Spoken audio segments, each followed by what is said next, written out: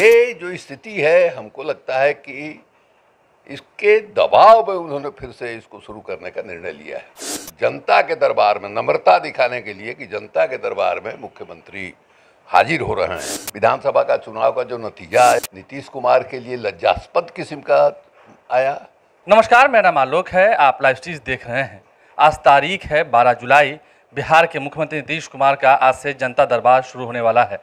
जनता के दरबार में मुख्यमंत्री कार्यक्रम अब प्रत्येक महीने में 3 सोमवार को चलेगा। ऐसे में विपक्षी खेमा भी इस पर अपनी नज़र टिकाए हुए है, लेकिन लंबे समय से नीतीश कुमार कहीं ना कहीं जनता के साथ सीधा नहीं जुड़ रहे थे। क्या ये वो वजह थी कि फिर से शुरू करना पड़ा? हालांकि कोरोना को लेकर के और देरी हुई है। शिवान तिवारी राजद के राष्ट्रीय उपाध्यक्ष हैं। लंबे समय तक नीतीश कुमार के साथ आप भी रहे हैं, लंबा अनुभव रहा है। क्या लगता है फिर से जनता दरबार शुरू करना नीतीश कुमार की कौन सी रणनीति है?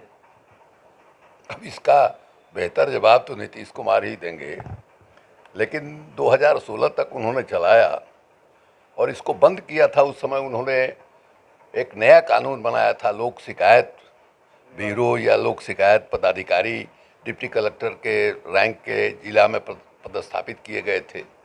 और ये माना गया था कि मुख्यमंत्री के दरबार में या जनता के दरबार में, भले है मुख्यमंत्री का दरबार लेकिन उसका नामकरण हुआ है, नीतीश जी तेज आदमी हैं, जनता के दरबार में नम्रता दिखाने के लिए कि जनता के दरबार में मुख्यमंत्री हाजिर हो रहे हैं।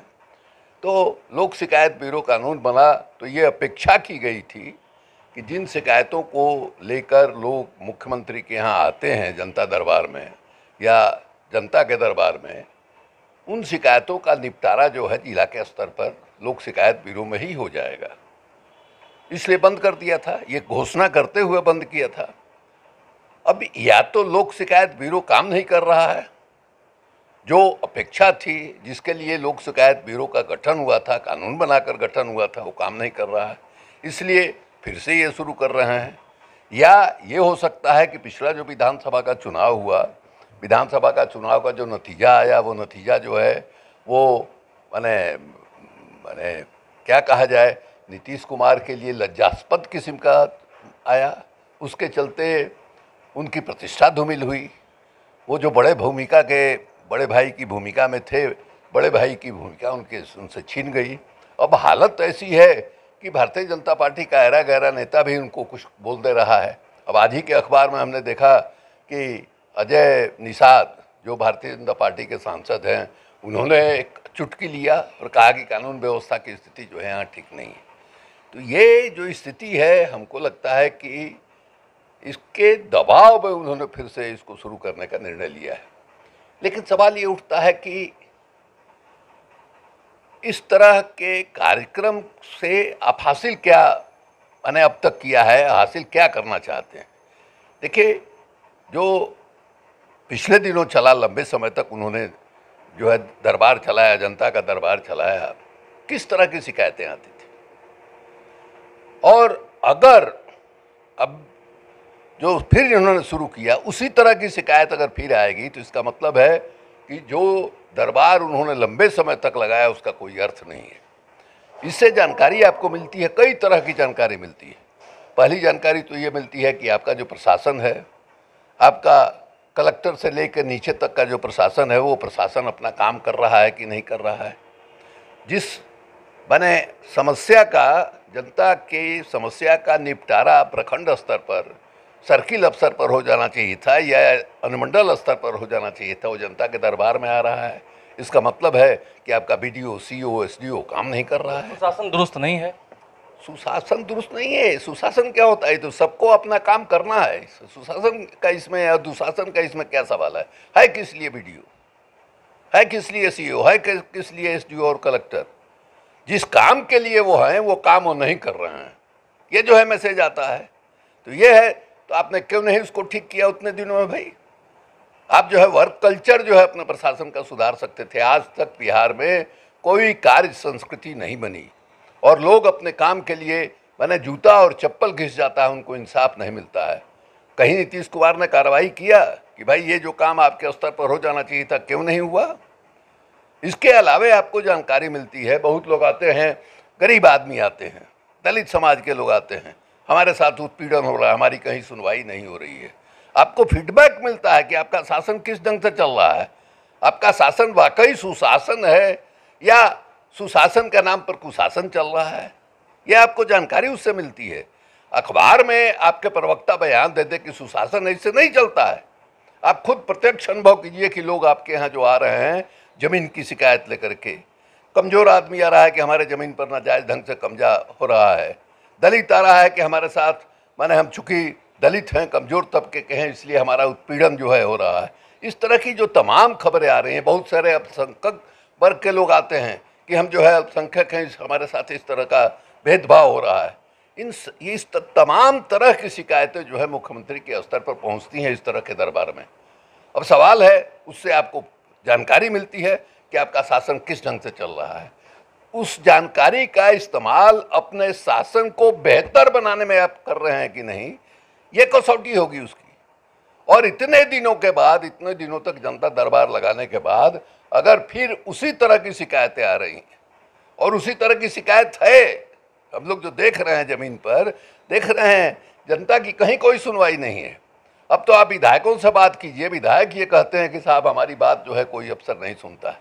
तो इसी से साबित हो रहा है कि 2016 तक जो आपने जनता दरबार लगाया, उससे जो अनुभव आपको हुआ, अपने प्रशासन को आपने चुस्त दुरुस्त नहीं बनाया, उसके अंदर जो है आप कोई कार्य संस्कृति, उसकी जो जवाबदेही है वो समय के अंदर पूरा कर दे, ये आप नहीं करा पाए, उस मामले में आप असफल रहे हैं।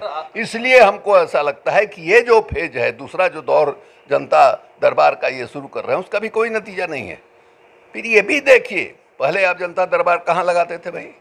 उसके लिए एक स्ट्रक्चर आपने बनाया, छत ढलवाया, ये ढलवाया, लोगों से मिलने के लिए मैंने बैरिकेटिंग वगैरह सब कुछ कराया, एक खर्च वहाँ हुआ।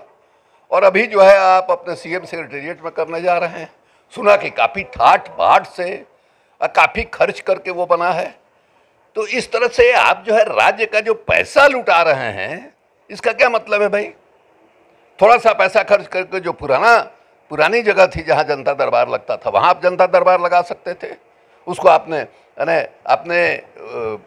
कुछ ज़मीन जो है उसके लिए, दूसरे मकान का ज़मीन जो है आपने उसके लिए लिया था, जो पुराना जनता दरबार था, और अभी भी वो कायम है, अभी भी उसका सेट बना हुआ है। आपने उसको ठीक ठाक करा करके कम पैसे में खर्च चल जाता है। तो जो गरीब राज्य है, जहाँ प्रति व्यक्ति आमदनी जो है सबसे देश में कम है, वहाँ इस तरह से आप पैसा लुटा रहे हैं। आप कंपटीशन कर रहे हैं बम्बई के चीफ मिनिस्टर और दूसरे वहाँ का पर कैपिटा इनकम देखिए, आप अपने यहाँ पर कैपिटा इनकम देखिए। इसलिए नीतीश कुमार जो है पिछड़े समाज के, कहते हैं कि हम सामाजिक न्याय की राजनीति करते हैं, लेकिन मिजाज से वो अभिजाते हैं। और आप देखिएगा कि जो अति पिछड़ा और ये वो, कोई नेता अति पिछड़े समाज का उनके अगल बगल नहीं दिखाई देता है। कौन दिखाई देता है? अभी हम मैंने कहना नहीं चाहते हैं कौन दिखाई देता है। लोग ये उनका जो मिजाज है, वो मिजाज जो है इसको बताता है। अंतिम सवाल है कि पिछड़ा समाज से होते हुए भी क्या लगता है वो पिछड़े समाज से कट गए हैं, या फिर कटने उठने का क्या कहा जाए? एक उस तरह का बना हुआ है बचपन से। हम शुरू से देख रहे हैं नीतीश कुमार को, ये शुरू से देख रहे हैं, इस तरह का बना हुआ है उनके दिमाग में। और बाकी सब तो वोट का मैनेजमेंट के लिए ये सब तो किया ही जाता है, वो करते रहते हैं। लेकिन ये अच्छा नहीं लगता है कि साहब आप जो है एक से एक कंस्ट्रक्शन कराते जा रहे हैं। अब पहले बताइए ना कि ये म्यूजियम जो बना, अब इस म्यूजियम से पुराने म्यूजियम को जोड़ने के लिए अपन घोषणा हुई है कि एक टनल से जाएगा रास्ता। क्या है भाई? ये तो क्रिमिनल एक्ट है। ये गरीब बिहार, जहाँ अपना पेट भरने के लिए, अपने परिवार का पेट भरने के लिए गरीब लोग जो है मैंने भेड़ बकरियों की तरह लदा करके बम्बई जा रहे हैं, गुजरात जा रहे हैं, मद्रास जा रहे हैं, और उस राज्य का मुख्यमंत्री जो है वो ठाठ से है माने प्रदर्शन करे कि देखिए हमारे यहाँ इस तरह का है।